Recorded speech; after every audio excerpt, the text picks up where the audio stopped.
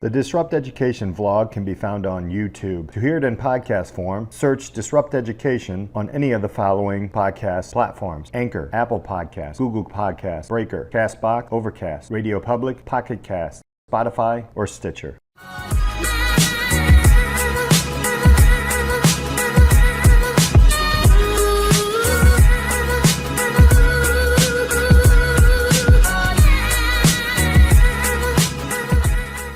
Welcome to this episode of Disrupt Education. I'm Peter Hostrasser, the host. Hey, thank you all so much for listening in today. Do me a favor, hit that subscribe button. You'll get the podcast right away, and you'll help understand a lot more what's going on in disrupting education and education reform. I've got two wonderful guests today, Michelle Blanchet and Darcy Bakkegard, and they have written, for those who are watching, this book, and it's called the Startup Teacher Playbook. They do a lot of different things. Thank you both so much for being here with us today. Thanks for taking the time to have us. Awesome. So we're going to start with you, Darcy. Tell us a little bit about what you do and, well, basically who you are and what you're about these days. Yeah, I'm a teaching veteran. I've been in education for about 15 years, 10 years in the classroom, and then the last 5 working as a professional development and technology integration coach. And most recently, joined forces with Michelle to co-author the Startup Teacher Playbook. So my main areas of interest are really teacher empowerment and using professional development to help empower teachers to solve the challenges that they see in their classrooms, in their schools, in their districts, the little things that gum up the day-to-day operation, as well as some of the bigger things that are really preventing student success in the classroom. And so some of that can involve ed tech, some of that can involve my first background. I went to education via theater. And so I have a lot of passion for interactive activities in the classroom, but really just helping teachers get back the joy that they had and that purpose that they originally had as educators, and to make PD hopefully a little less painful. There's a lot of that's going to be needed. The bigger picture is coming through with the pandemic. So, but we'll get into that in a minute. Michelle, tell us a little bit about you and what you're doing these days. Sure. So, former teacher, I've taught social studies in the U.S. and in Switzerland.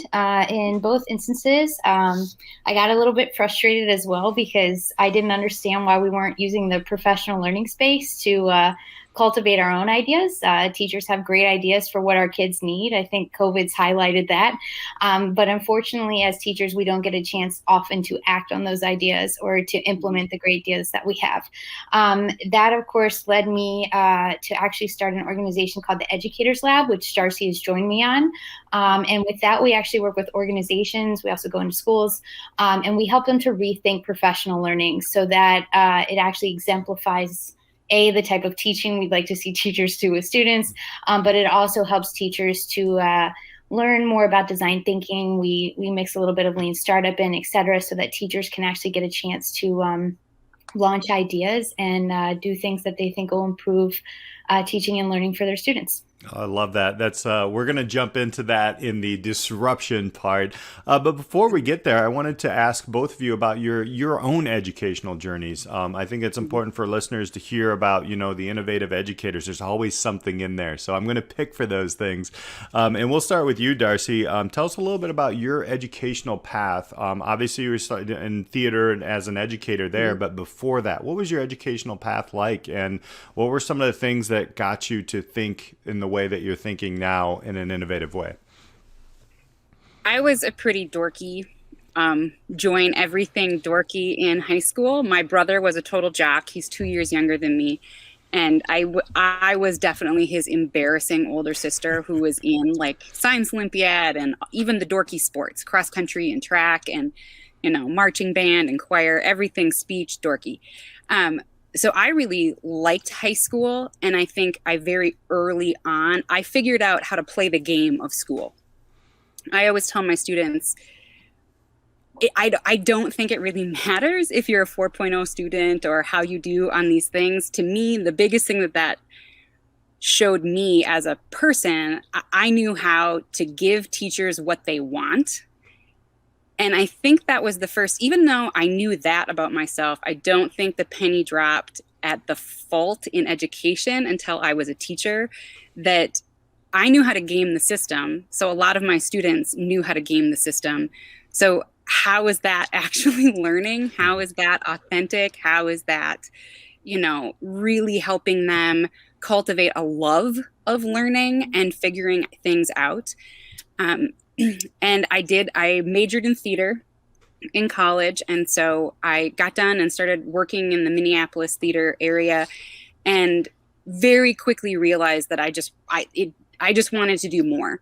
And so became an English and theater teacher.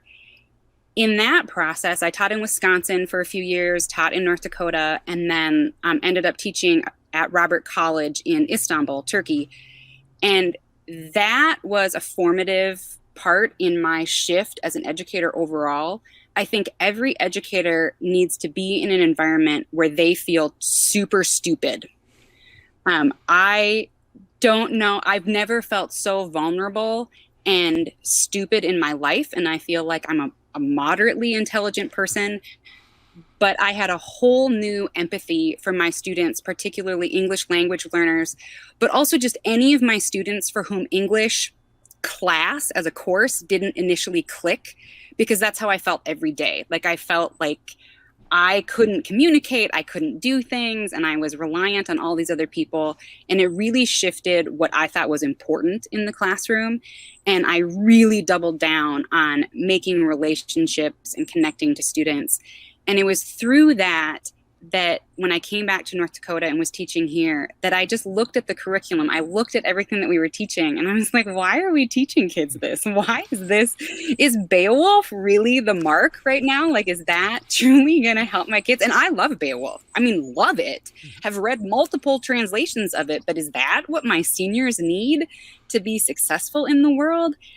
And then that ran into all of these no's as I was asking questions. I was shocked by how asking questions in education somehow makes you a bad person, somehow like really makes people angry. I was shocked at the reaction that just by asking some questions like, why do we do this? Like, why is this what we do? I was met by a lot of backlash. And then, as Michelle said, just that frustration of sitting in PD going, okay, like we have an archaic curriculum. I have seniors who are literally reading at a 5th grade level. I have all of these things that I want to be doing. And I'm sitting in this meeting and we're talking about something I don't even know what. I literally could be dusting my classroom right now. And I think it would have more impact on my success as a teacher than what is happening right now.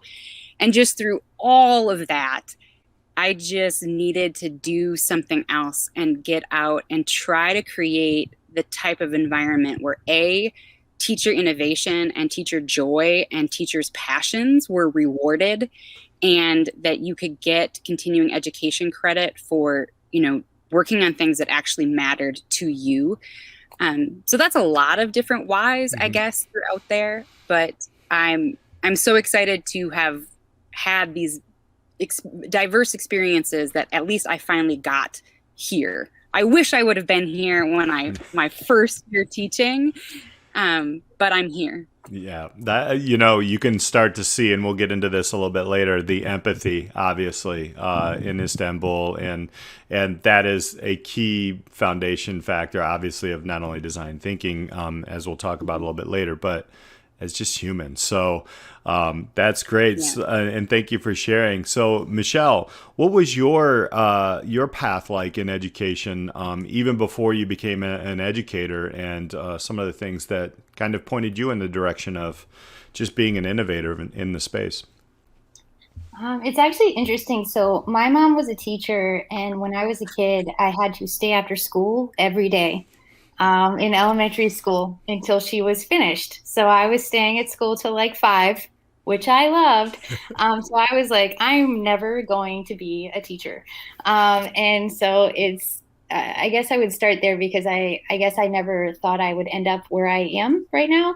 But I can resonate with what Darcy was saying about treating school like a game. I think I've always asked why. I definitely wasn't a model student, though. My grades were good, but I would be the one, I think, that would annoy teachers, because I would be like, I don't get why we're doing this. And if I didn't understand why, I struggled to take it seriously. So, but I knew the game. Like, sure, you have your good grades or whatnot, but for me, my heart wouldn't necessarily be into some of the stuff that I'm doing. So I have to say, I think another big learning curve for me is I come from a really large family. My immediate family is small. My dad's one of 6. My mom's one of 11. I have over 30 cousins, and I'm one of the babies, if you will. I'm 18th, so I watched a lot on what to do, and especially I think what not to do. But as you're kind of navigating, I actually wanted to go into international development, and I wanted to do something that made a difference. So in any case, in college, I ended up doing this internship randomly in DC. They didn't have enough teachers, so they would actually let me teach a portion of the day. It was this camp, and I loved it. So I was like, you know what, this is great. This is how I'm going to make my difference. So I went into it. I ended up getting my teaching degree, but mind you, my background's anthropology. It's international relations. Of comparative politics. So, but I got my certificate to teach social studies. And I went in, and, I had the same kind of thing. My students, I was just working with this population where, like, there's a fair amount of gang activity. I was shocked by I was teaching 8th grade at the time. Some of the stuff my kids were dealing with. I had a kid that was already engaged, had to call the parents to be like, hey, she's 13. Oh no, it's for when she turns 18. Oh, okay. And you have kids running away. I mean, the list really can go on. And these kids are dealing with really real things, and you're having to go over, like, they don't know what to wear to court. Like, I had a student, like, they didn't know to actually dress nice and try to speak properly, because the judge is going to, not treat you very well if you go in with whatever ensemble they had on this day. And, for me, I was teaching the Punic Wars. I still can remember this one lesson, and they were super into it. They were engaged. I had Roman Empire, so they were telling me the battles and all the names I wanted. And I was like, engagement doesn't matter. This is completely irrelevant. How am I helping these kids? These kids are 13, and they're already telling me I'm not going to college.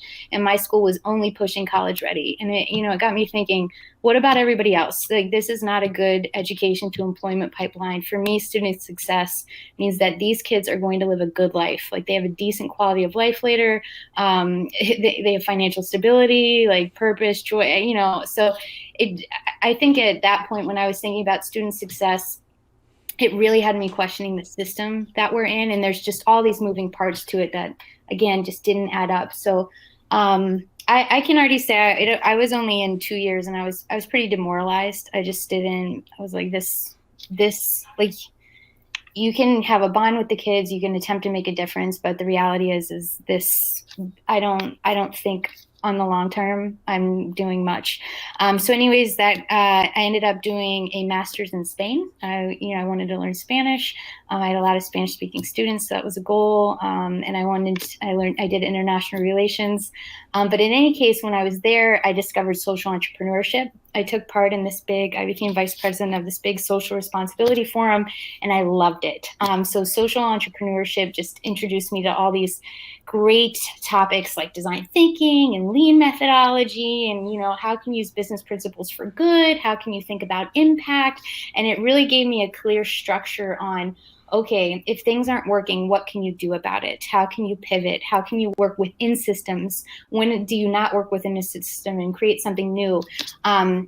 And anyways, that was pretty inspiring, and I took a lot of what I learned from there and took it with me. So I did go back to the classroom for a few years later in Switzerland, but I've always had one foot in the door with social entrepreneurship. I joined different groups. There's Global Shapers with World Economic Forum, Impact Hub. I watched it in Madrid and Zurich and Geneva, and it was just such a great space because as much as the world sometimes can seem crazy, as soon as you're in with this crowd of change makers, you know that there's someone out there working to solve every single problem that there is, and that's empowering and inspiring.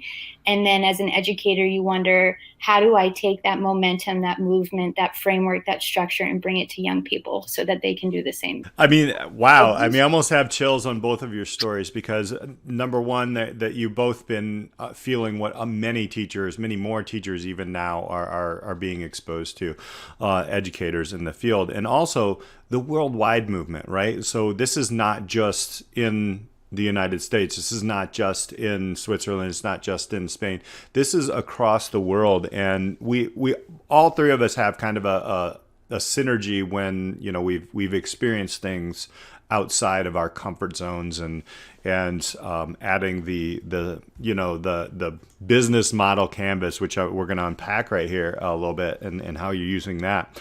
I just got off. There was one of the previous podcasts from this one with Komal Shah. Is amazing, and it's happy teachers, happy students, right? That just kind of came in both of your stories, and you're helping educators who really want to make a change to give a change. So let's unpack that. That's I think the disrupt education moment of what you all are doing. So let's dive into now what are the things, we can go into the book in the other places with design thinking and such, that you are creating, you've seen, you're working with, and we'll go from there and tell us some stories about, what are things that are working, what are still some struggles and new things that you're seeing throughout the pandemic. And then I'll ask a few more hard questions at the end, but we'll unpack that there. Darcy, we'll start with you. I guess I focus on professional development right now. And so in the last couple of years, I started running something I was calling Educator Innovation Labs. And it's a pretty simple concept. There's a lot of great one-day PD workshops, right, that even have breakout sessions. So there's at least some choice for for teachers. I wouldn't really call it personalized PD because the options are decided for them. But I started offering kind of an add-on to anyone who was offering these choice-based professional developments. And that was part of how I started, as Michelle and I were working on the Educator Canvas, started test running it with teachers to see, does this work? Trying to get a little bit of proof of concept. And it was pretty transformative to just see teachers. They would come on a day one, traditional, sit and get PD, right? Listen to an inspirational speaker, go to some breakout sessions, go home. The next day, I would lead them through just some brainstorming, like reflecting on the day. What were some of your key takeaways? What were you doing? And then I would lead them through, all right, so now you're going to take your inspiration from yesterday and actually design something for your classroom. And we would go through the canvas and they would have time to brainstorm with each other. They had time just to work. By the end of the day, some teachers had designed how they were going to implement Pear Deck into their classroom. Some teachers had designed an overview of 2 years and how they were going to support one student they were really worried about, making sure that kid actually made it through middle school.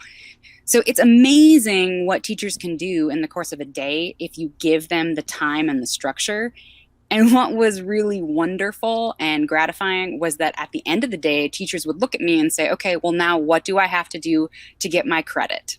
Because unfortunately, so much of renewal credit and continuing education is based on how many hours have you sat in this chair? And I would look at them and say, well, nothing. You were here yesterday and today. That's your 15 hours. That's what it is in North Dakota, at least, for credit. And so you're done. And they could not believe that they were going to get a continuing education credit for creating a lesson plan for their classroom. And how sad is that? Like, why isn't that the norm? Why aren't we empowering teachers to create solutions? Why aren't we're spending thousands, tens of thousands of dollars on professional development for educators. And a lot of it is really good inspiration, but there's no follow through. It's like most of the time you come from the best PD I would attend, I would come back the next day and I had to teach. And so when was my process time? Where was my time to actually take that inspiration and implement it? And so that's what I've been working on, and that's what I'm really excited to do. This summer, I'm running a personalized PD challenge. So every January, I do a 30-day yoga challenge. And on day one, I got 3 minutes into the video and went, why aren't we doing this for teachers? And outlined a 30-day PD challenge. But you don't have to do it in 30 days. So I'm just calling it a personalized PD challenge. And it will be free for anyone who wants to join in. I have continuing education credit available for people who need that or want that. But the basic idea is, let's break down the innovation process into 30 small steps, 15 to 20 minutes a day, just one little nugget. So instead of PD being this whole separate thing that is, I always felt it was almost disconnected from my life, from my teaching, from my classroom.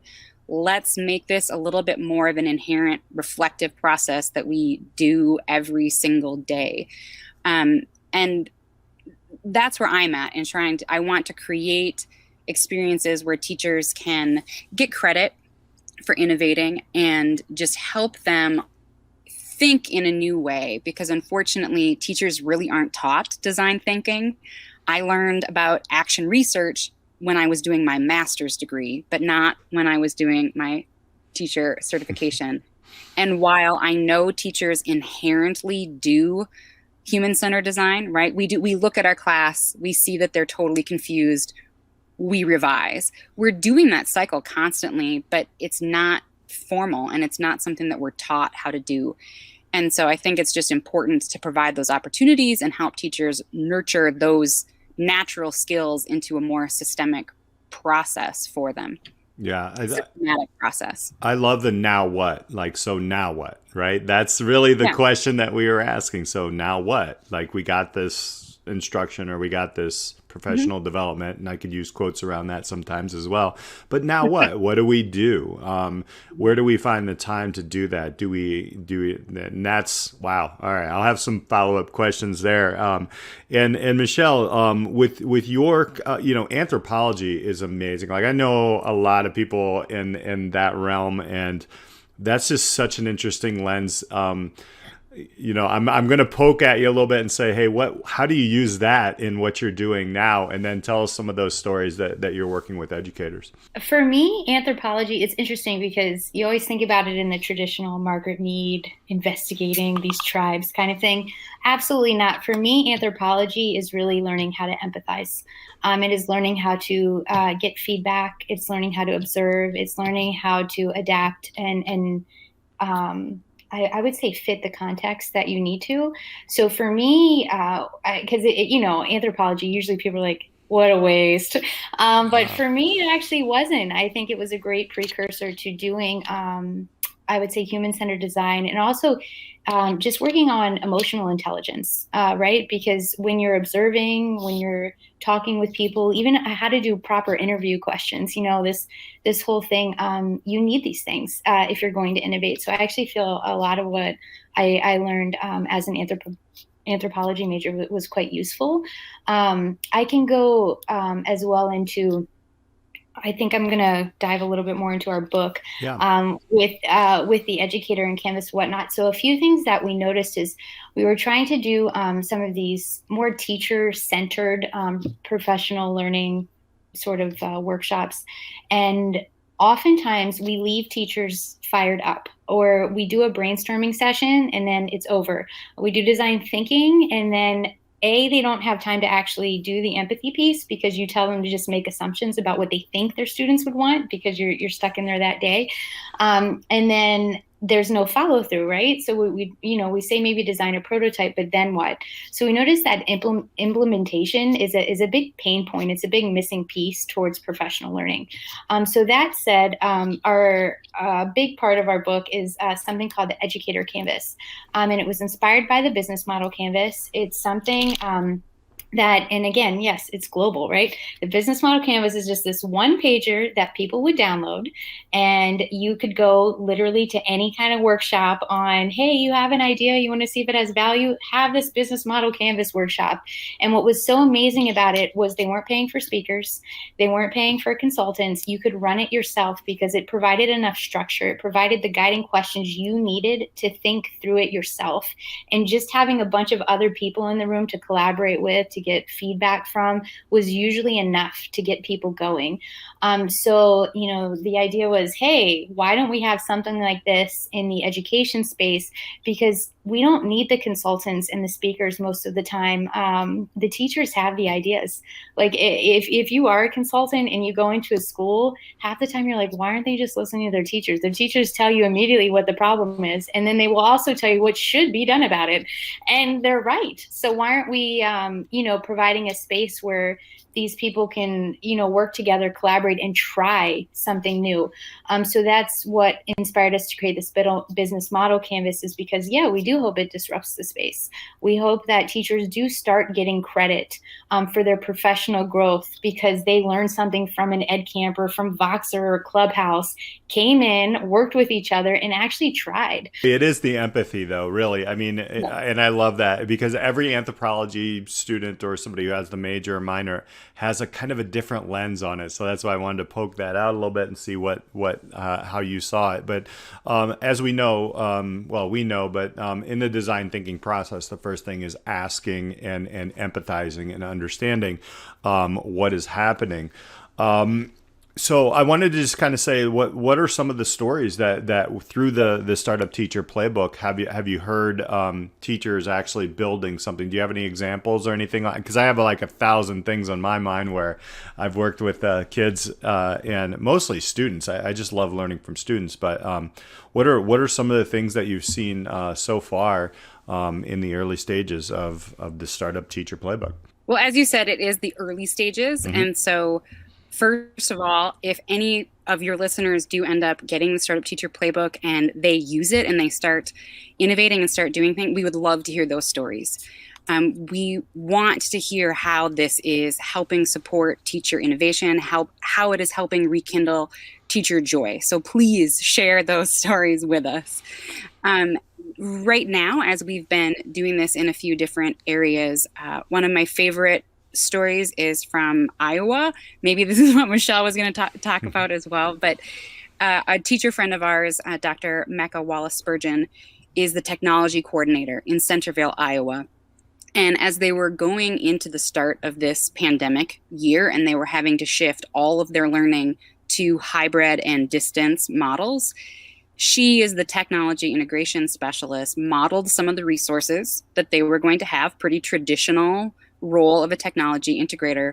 But then instead of saying, so this is what you're going to do, she took a step back, gave all of the teachers the canvas and said, okay, so what problems do you anticipate this new system, what problems do you foresee for the students as well as for the parents? Both users were really important here. Now, using technology, design a solution. What is this going to look like? And so the teachers were really empowered to choose the technology tools that fit their needs, that they thought would help support their learners. To Michelle's point, there wasn't maybe as much time as we would love for user feedback, but I think that was ongoing and inherent in the process, right? Nobody knew what they needed, and none of the users yet knew what they were going to need. And so they were able to, though, personalize at every grade level how they were going to do that first launch. And each team and each teacher took a very different approach in terms of what was important and what they needed to do to prepare for this huge transition to distance and hybrid learning. So I love that helped teachers solve some pandemic stories. I did have a teacher right when the pandemic started who had attended one of my Innovation Lab workshops the previous summer. She emailed me and she said, I am so glad that I had the opportunity to go through this canvas last summer. She said it has made thinking on the fly and designing and thinking about what this is going to look like as we switch to all distance learning, and they did it in a weekend. This school district, they, left school on Friday, and by Monday, the teachers were expected to be up and running fully Zoom classes.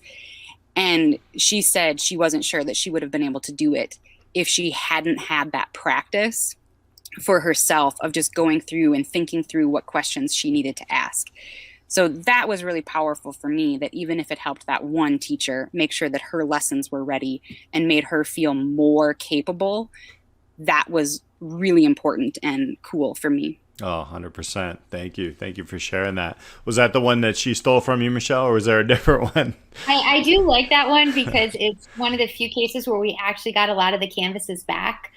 So the teachers really focused on, how can we create a top quality learning experience, even remotely, for our kids. And it was interesting to see how they were able to personalize the solution and really pick initiatives and tech that they were comfortable with and that they thought they could, do best.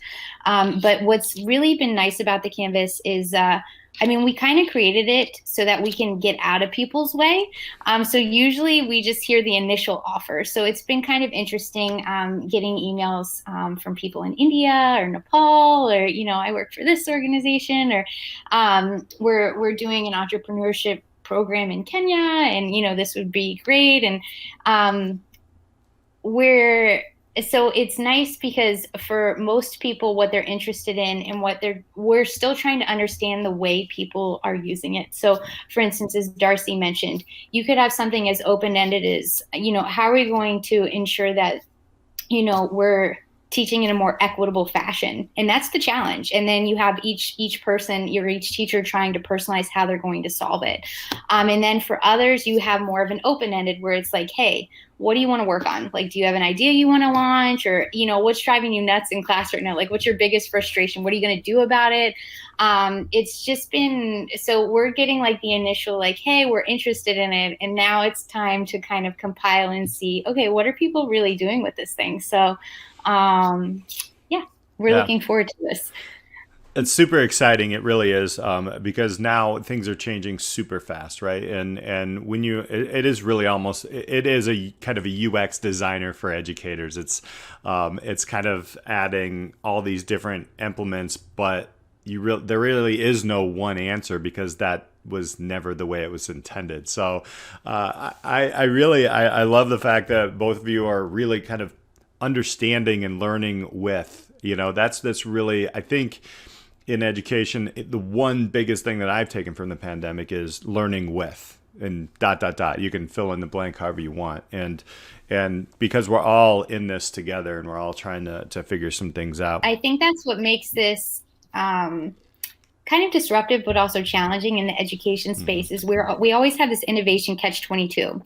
They want you to innovate, but then they want the data to prove the innovation works. Well, that's not possible. So I think, because for instance, this Canvas, this has come from years of iteration. Like I have other examples, but if you specifically want the Canvas, this is from years of working and trying to see what will work with teachers. And then that's the other thing, is then you need to wait for the proof of concept, right? So how long is it going to take for them to implement? And guess what? We don't care if teachers fail.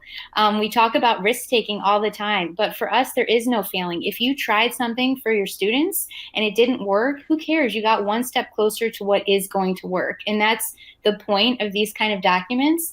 But we're not there yet in the education space. So it's one of those things where it's more challenging than you would think to do something that's this simple, because we do want to micromanage. We want something that's proven. We're scared to let teachers take risks, and we're scared to let them try. So I think sometimes when we talk about these things, it's something that's needed, but it's very, very difficult to implement. Yeah, 100%. I don't think we're taught, and that's actually was my question coming up. So you headed it out. It was just like, really, like what are the things that need to change? And I think, those steps of understanding that we can fail, and as a matter of fact, we should fail, and really do it in front of our students and with our students, and then learn from it. I mean, isn't that what learning is, right? I would say it's basically everything that we tell our students. We just need to actually walk the talk. right? We say that project-based learning, experiential learning, like we need to try things. Oh yeah, like part of the writing process is it's going to be sloppy, it's going to be messy, it's not going to be perfect right away. Like it's this whole learning cycle, and everything that we say we want to model for our students, everything we say that matters in education, that's not how we treat teachers. Right down to the PD we were talking about before. How often are we as teachers told, don't just lecture, like you can't just stand in front, you can't lecture. And then when we attend professional development, how much of it, what percentage of professional development is sitting in a chair silently listening to someone talk at us, usually with slides, usually with a ton of information on the slides. I mean, it's everything that we are told not to do. And so I agree with Michelle. We're not there yet. We micromanage everything. She says it so well. And really, I think it comes down to, like, let's acknowledge what we say we value in the learning process and in education, and let's treat teachers the same way.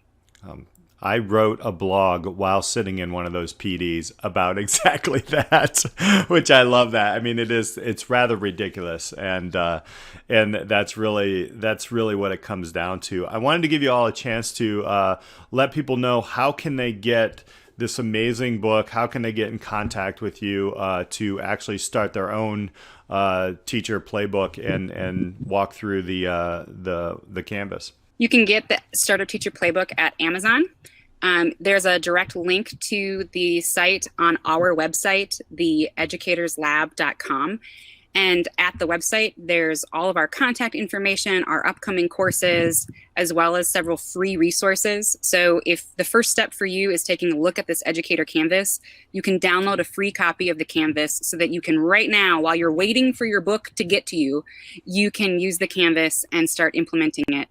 And as I'm saying that, as people are gearing up for end of the year projects, the educator canvas, yes, is designed for educators, but it's a great tool to use with students to help them problem solve. It asks a lot of the questions that we want them to think about in doing project-based learning or creating solutions to things. So don't be afraid to download that and see if it'll help you in the classroom with your students for their final projects as well. If the easiest website to remember is startupteacher.org. That will also take you to the book. But yeah, we would love to see if people are using it. Please, add us on Twitter. I'm at Educators Lab.